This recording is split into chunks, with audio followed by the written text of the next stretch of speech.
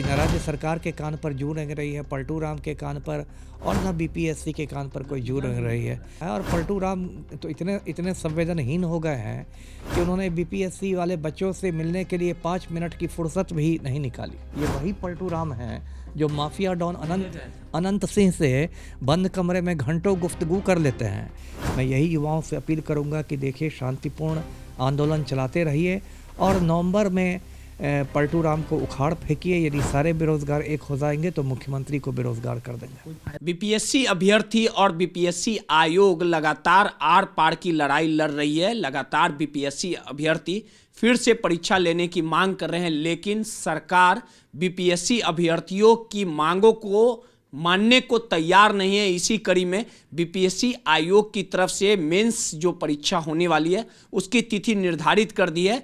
तो सीधे तौर पे कहा जाएगा कि अभ्यर्थियों के लिए कहीं ना कहीं जो संकट है, जो समस्या है, जो उनकी मांगे है, वो मानने को बीपीएससी आयोग, राज्य सरकार तैयार नहीं है। हमारे साथ बात करने के लिए पूर्व आईपीएस अमिताभ दास सर हैं। सर, जिस प्रकार से री एग्ज़ाम की मांग की जा रही है, लेकिन हालात देखिए कि जो मेंस की परीक्षा है उसे निर्धारित कर दी गई है। लगातार 1 से 1.5 महीने से खान सर, रहमान सर, छात्र लाठीचार्ज, जेल भेजा जा रहा है। आखिर राज्य सरकार और बीपीएससी आयोग तो मानने को तैयार नहीं है, वो तो कदम दर कदम जो है वो बढ़ाए जा रही है।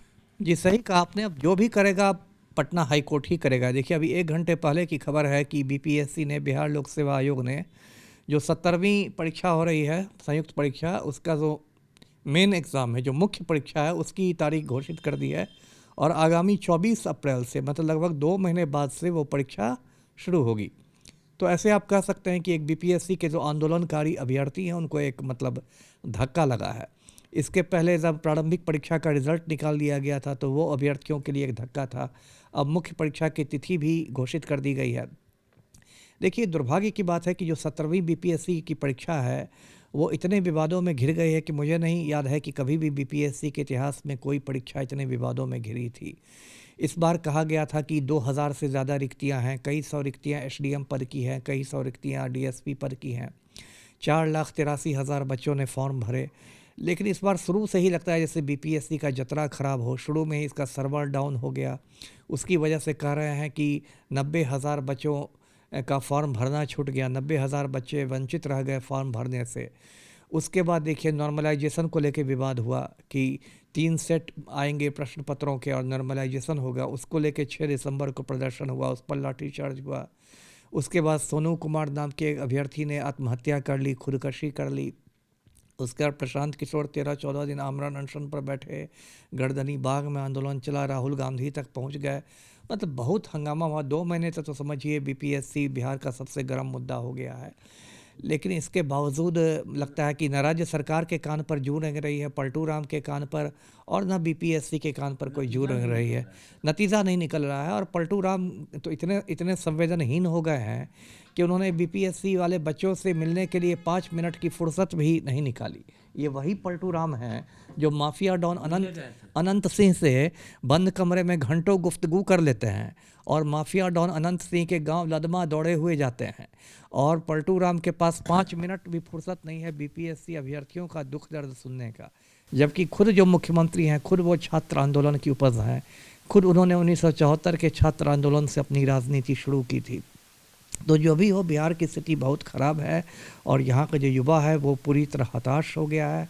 मैं यही युवाओं से अपील करूँगा कि देखिए, शांतिपूर्ण आंदोलन चलाते रहिए और नवंबर में पलटू राम को उखाड़ फेंकिए। यदि सारे बेरोजगार एक हो जाएंगे तो मुख्यमंत्री को बेरोजगार कर देंगे। कोई फायदा है सर? अब आंदोलन करने से कोई नतीजा नहीं निकल रहा है। अब क्या करिएगा रहमान सर, क्या करें? अब आंदोलन का नतीजा तो देखिए होता ही है। इस मुद्दे को जिंदा रखा जाता है। कम से कम पलटू राम जो इतना सुशासन का ढोल बजा रहे हैं, हर बात में कहते हैं कि 2005 के पहले ये होता था जी, 2005 के पहले होता था जी। तो कम से कम पलटू राम की मतलब कलई तो खुलेगी, पोल तो खुलेगी। हिंदुस्तान के लोग जानेंगे तो बिहार में क्या हालात हैं। 24 अप्रैल से।